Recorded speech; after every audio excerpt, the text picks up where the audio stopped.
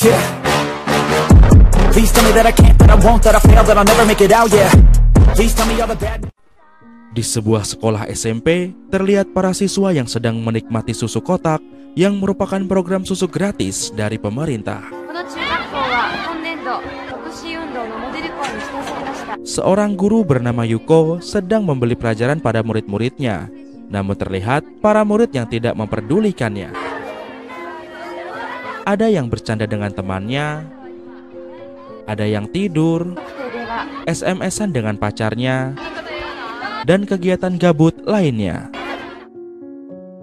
Sampai akhirnya, Bu Yuko pun berkata bahwa dia akan berhenti mengajar di sekolah ini.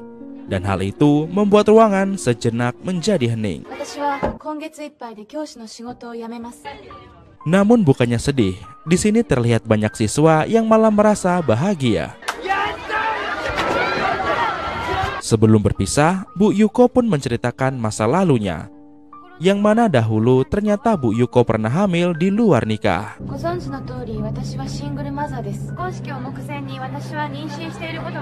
Dia tidak menikah karena ketika menjalani tes kesehatan, kekasihnya dinyatakan terinfeksi virus HIV yang kemungkinan didapat kekasihnya setelah liburan ke luar negeri.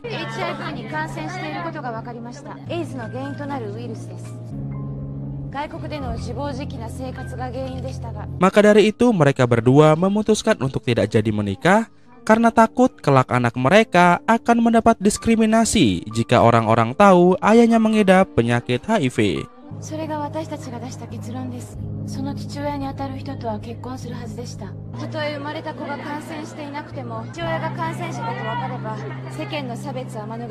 Anak itu mereka beri nama Minami. Di sini diperlihatkan Yuko yang membesarkan Minami dengan penuh kasih sayang. Dia tak segan membawa Minami ikut ke sekolah ketika mengajar dan membiarkan Minami bermain dengan murid-muridnya. Hingga di suatu hari ketika selesai mengajar, Yuko kehilangan Minami yang biasanya dia suruh menunggu di ruang UKS. Dan setelah sekian lama mencari, bak petir menyambar di siang hari, Yuko pun berhasil mendapati anaknya yang sudah tiada di dalam kolam renang.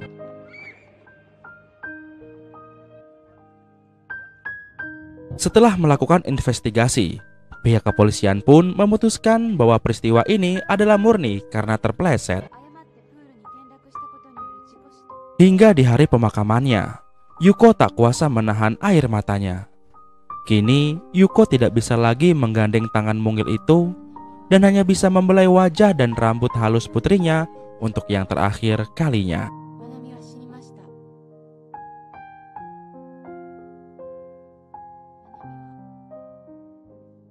Namun hal yang mengejutkan pun terjadi, karena di depan kelas, Yuko berkata bahwa sesungguhnya Minami wafat bukan karena terpeleset di kolam renang, melainkan karena dihabisi oleh seseorang. Dan orang tersebut ternyata ada di kelas ini.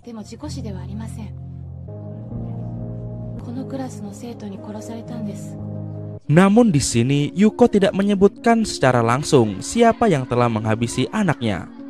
Dia cuma berkata bahwa jumlah pelakunya ada 2 orang.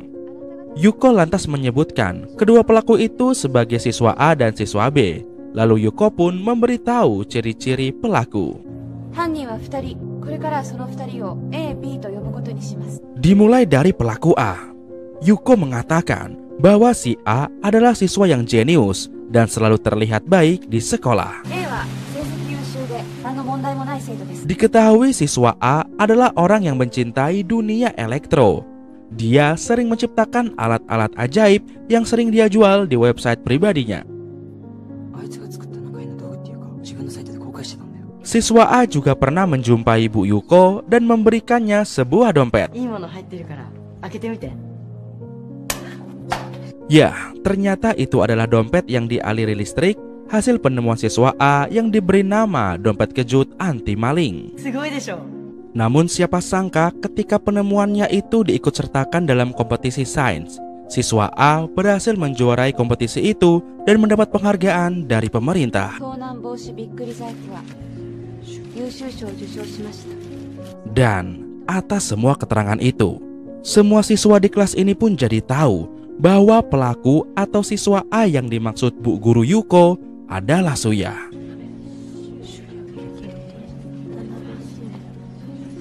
Sejatinya sebelum menceritakan kejadian ini pada para siswa, ternyata Bu Yuko pernah menanyakan langsung pada Suya, apakah Suya yang telah menghabisi anaknya? Karena Bu Yuko menemukan alat ciptaan Suya di dalam dompet kelinci yang dikalungi anaknya. Namun bukannya takut atau menyesal. Di sini Suya malah biasa aja dan sambil tersenyum dia mengatakan bahwa dia melakukan itu karena dia ingin terkenal.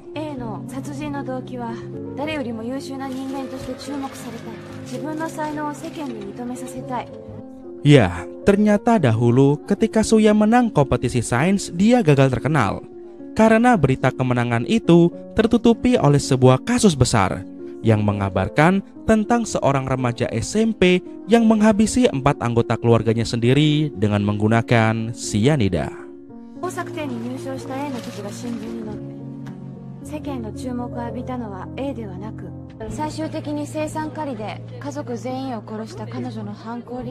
Saking viralnya, kasus itu pun bertahan berbulan-bulan di media berita. Dan orang-orang pun memberi nama kasus itu dengan sebutan tragedi Lunensi. Atas dasar itulah, Suya melakukan kejahatan itu pada Minami dengan harapan dirinya bisa terkenal seperti kasus tragedi Lunensi.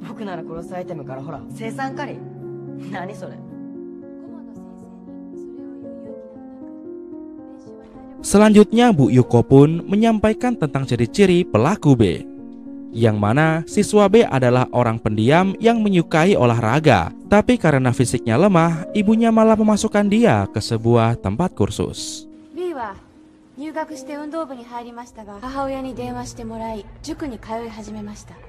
Namun setelah dimasukkan kursus, bukannya semakin rajin belajar, siswa B malah jadi sering bolos, bahkan sering terlibat perkelahian. Dia pun lari dan bersembunyi di kantor polisi. Hingga akhirnya dia dijemput oleh guru olahraga dan diberi hukuman membersihkan kolam renang sekolah selama 2 minggu.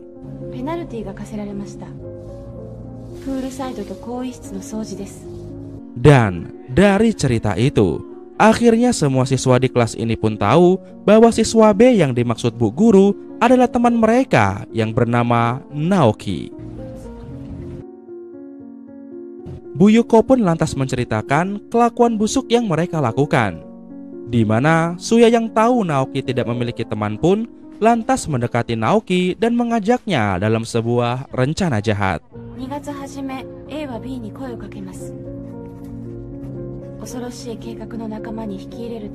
Hingga di suatu malam, terlihat Suya yang kebingungan mencari bahan uji coba dompet anti copetnya.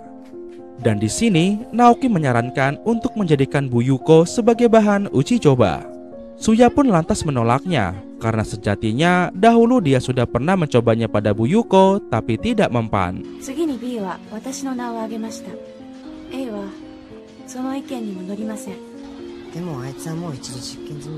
Hingga terbesitlah dalam pikiran Naoki, jika Bu Yuko tidak mempan, kenapa tidak coba saja kepada anaknya, yaitu Minami. Dan mendengar itu, akhirnya Suya pun setuju.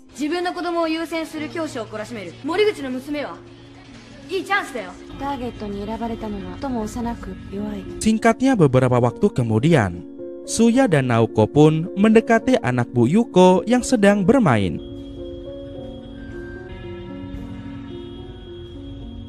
Suya memberikan dompet berkarakter kelinci yang sangat disukai oleh Minami dengan alibi hadiah hari Valentine.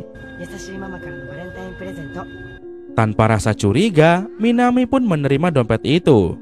Dan ketika Minami menyentuh resleting dompet itu,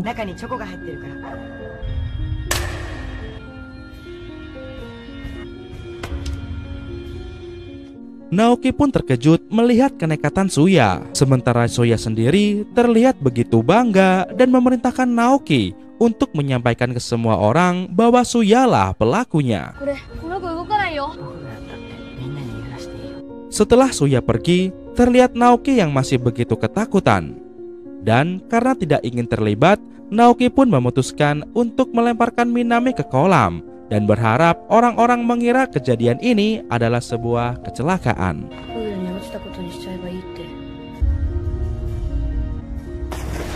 Beberapa hari kemudian, setelah Yuko melakukan penelitian, ternyata sengatan listrik di dompet itu tidak dapat menghabisi seseorang dan hanya bisa membuat orang menjadi pingsan saja.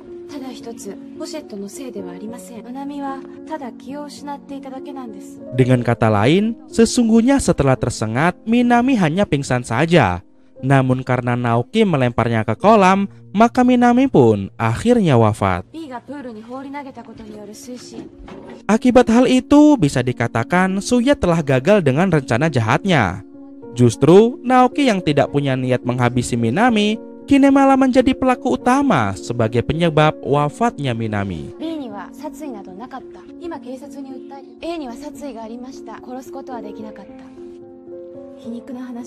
Meski begitu, Yuko juga menyadari bahwa Suya dan Naoki nekat berbuat seperti itu karena mereka merasa dilindungi oleh undang-undang di Jepang, yang mana hukum di Jepang tidak akan memberikan hukuman yang berat bagi pelaku kejahatan di bawah umur. Maka dari itu, tanpa mereka sadari, ternyata diam-diam Yuko sudah mencampurkan getih kekasihnya yang terkena HIV dengan susu yang sudah diminum oleh Suya dan Naoki sebagai wujud balas dendam.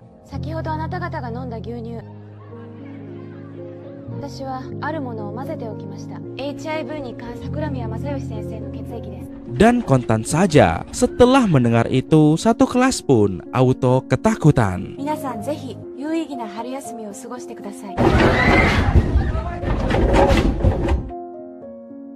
Singkatnya, libur musim semi pun berakhir dan tahun ajaran baru pun telah dimulai. Risennya Bu Yuko kini digantikan oleh seorang guru baru bernama Waiter. Di tahun ajaran baru ini, terlihat Naoki yang kini sudah tidak pernah datang ke sekolah dengan alasan flu. Namun anehnya, Suya masih ada di kelas ini, seolah dia tidak mengenal rasa malu. Setelahnya kita akan diperlihatkan kondisi Naoki yang seperti orang depresi karena selalu mengurung dirinya di dalam kamar dan tidak mau berinteraksi sosial.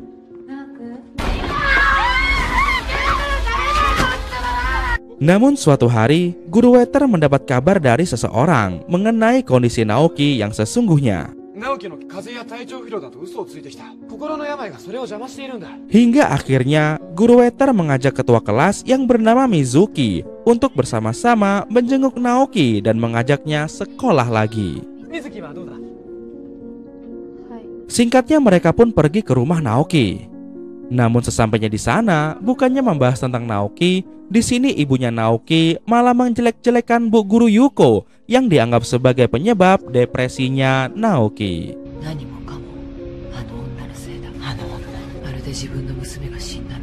Sejatinya ibu Naoki sudah berusaha keras untuk mendekati Naoki, namun selalu saja Naoki ngamuk-ngamuk dan tidak ingin diperdulikan. Di sisi lain, Suya yang masih sekolah kini menjadi bahan bulian teman-temannya.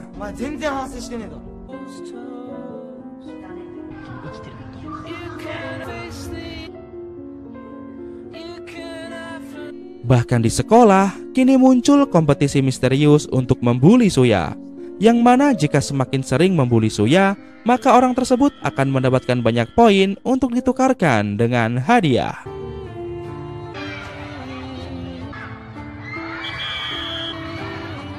Namun lama-kelamaan, kompetisi pembulian ini pun diketahui oleh Pak Waiter yang mendapatkan laporan dari selembar kertas yang diselipkan di sebuah buku PR seorang siswa.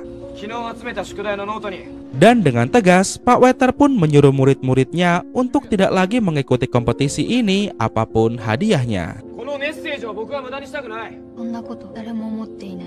Kejadian itu pun membuat semua murid bertanya-tanya, siapakah yang telah membocorkan hal ini pada Pak Waiter? Hingga akhirnya mereka pun mencurigai si ketua kelas yaitu Mizuki karena hanya dialah orang yang mendapatkan poin paling rendah dalam kompetisi pembulian ini. Alhasil Mizuki pun kini turut dimusuhi teman sekelasnya. Bahkan dia dipaksa untuk beradu bibir dengan Suya. Setelah sama-sama menjadi orang yang dikucilkan di kelas, Suya pun mengajak Mizuki untuk bertemu di suatu tempat. Di sini Suya menunjukkan hasil labnya pada Mizuki, yang mana tertulis bahwa Suya sama sekali tidak terkena virus HIV.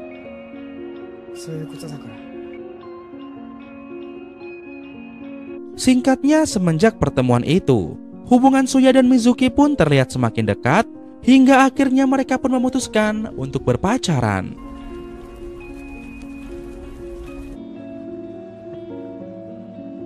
Kembali ke Naoki yang setiap hari terlihat semakin depresi.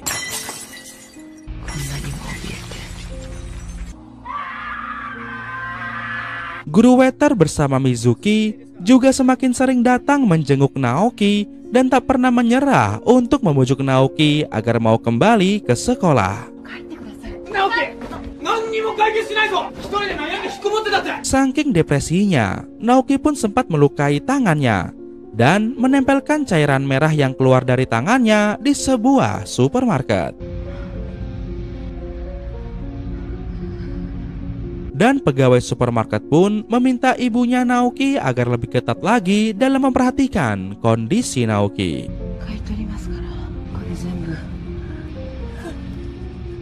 Hingga di suatu hari, Naoki pun mulai membuka diri pada ibunya dan mengakui bahwa benar Bu Yuko telah mencampurkan susu yang dia minum dengan virus HIV.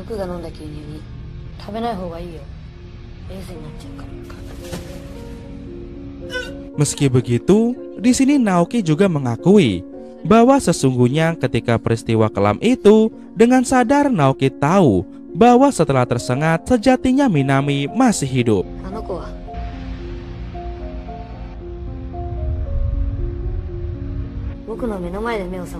Namun, meskipun tahu Minami masih hidup, Naoki tetap nekat membuang Minami ke dalam kolam renang.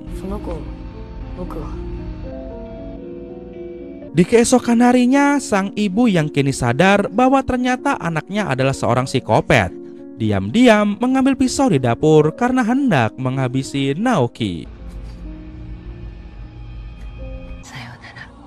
Dan inilah yang terjadi.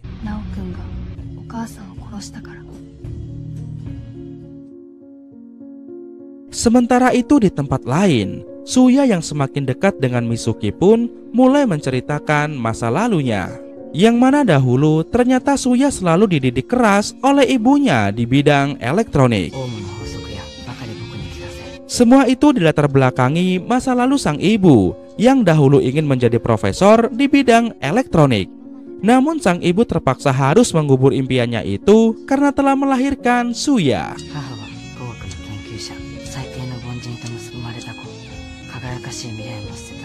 Namun karena tak mau menyerah, akhirnya sang ibu pun memberikan pendidikan elektronik pada Suya. Sebab sang ibu yakin bahwa Suya mewarisi kejeniusannya di bidang elektronik. Akan tetapi, karena kemampuan Suya tidak sesuai ekspektasi ibunya, sang ibu pun mulai mendidik Suya dengan cara. Dan karena kepergok suaminya ketika sang ibu bersikap kasar pada Suya, akhirnya sang suami pun dengan tegas menceraikan ibunya Suya.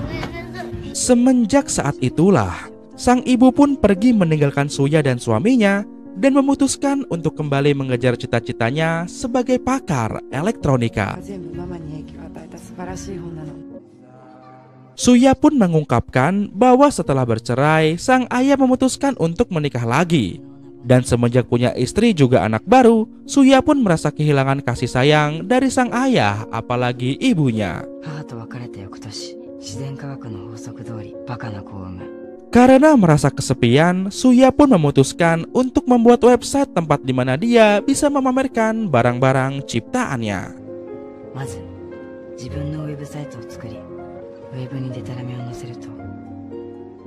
Suya berharap dengan barang-barang ciptaannya itu, sang ibu mau kembali mengakui Suya dan menerima Suya sebagai anaknya. Namun sayangnya, website yang dia buat sama sekali tidak menarik perhatian ibunya. Bahkan mendapat pengunjung website pun tidak sama sekali. Meski begitu, Suya tidak menyerah dan dia berusaha menarik perhatian ibunya dengan menjuarai kejuaraan elektronika menggunakan dompet anti maling ciptaannya. Namun sayangnya, meskipun sudah jadi juara, berita kemenangan Suya kurang terekspos karena tertutupi kasus tragedi Lunensi yang saat itu tengah viral.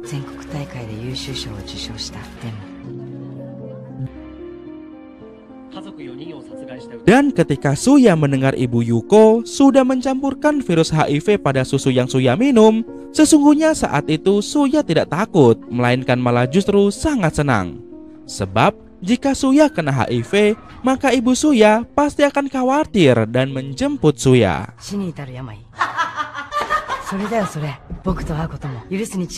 Namun sayangnya, hasil pemeriksaan lab di rumah sakit malah menunjukkan hasil yang negatif. Ya, dengan kata lain, susu HIV yang Yuko berikan sejatinya hanyalah sebuah gertakan saja. Di tengah pembicaraan, tiba-tiba saja Mizuki meminta maaf karena ada satu hal yang belum pernah Mizuki ceritakan kepada Suya. Yang mana di sini Mizuki mengatakan bahwa sesungguhnya Mizuki adalah pelaku utama pada tragedi Lunensi yang viral di koran beberapa bulan lalu.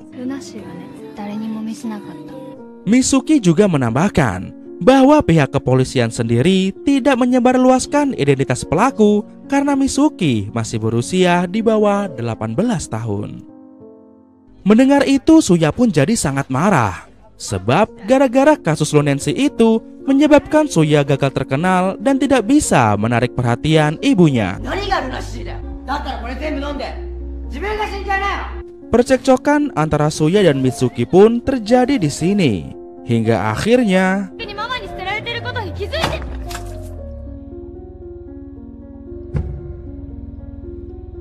sebelum Mizuki koit, dia sempat mengingat suatu hal besar. Tepatnya beberapa hari sebelumnya, ternyata Mizuki sempat bertemu dengan Bu Guru Yuko. Pada pertemuan itu, Bu Guru Yuko mengatakan bahwa selama ini ternyata Bu Yuko sering bertemu dengan Pak Wetter karena Pak Wetter sering meminta saran bagaimana cara menjadi guru yang baik.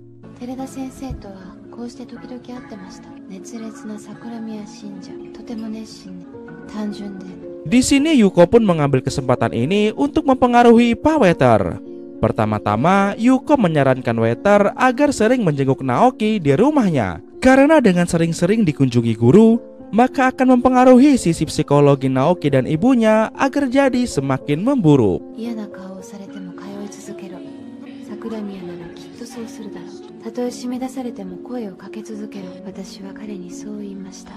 Selain itu, ternyata Yuko jugalah yang menyuruh Wetter untuk berpura-pura menemukan surat aduan pembulian di buku PR dengan alibi supaya bisa menghentikan pembulian terhadap Suya.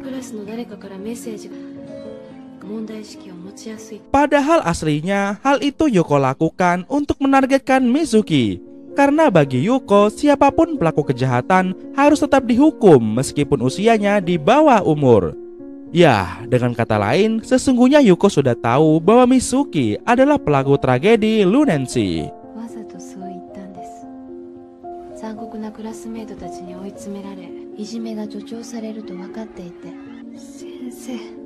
Dan semua rencana ini benar-benar berhasil Yuko jalankan tanpa harus mengotori tangannya sendiri. Karena meskipun di sekolah Yuko terlihat guru yang polos, ternyata Yuko memiliki kejeniusan yang luar biasa.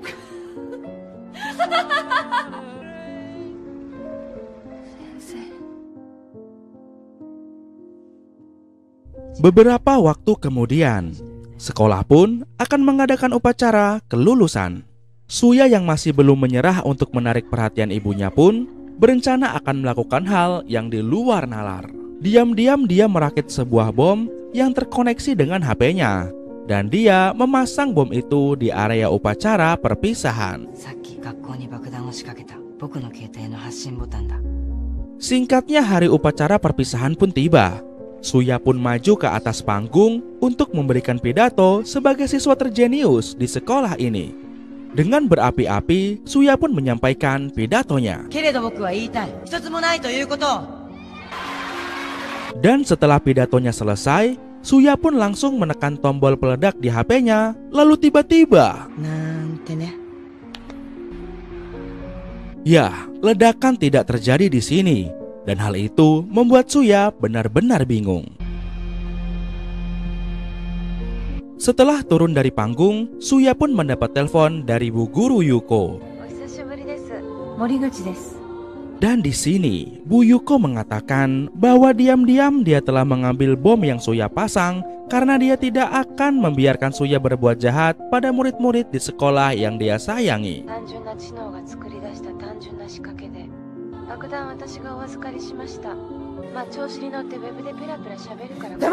Namun bukan Yuko namanya jika mengambil bom itu hanya untuk menyelamatkan warga di sekolah saja. Karena ternyata Yuko juga memanfaatkan bom itu untuk ajang balas dendam, yaitu dengan memindahkan bom tersebut ke suatu ruangan tempat Ibu Suya bekerja.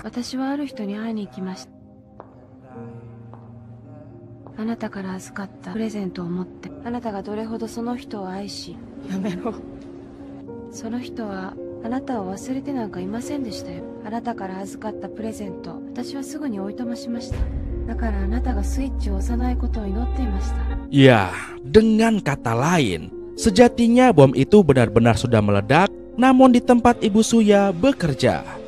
Maka dengan begitu, secara tidak langsung, Suya telah menghabisi ibu kandungnya sendiri.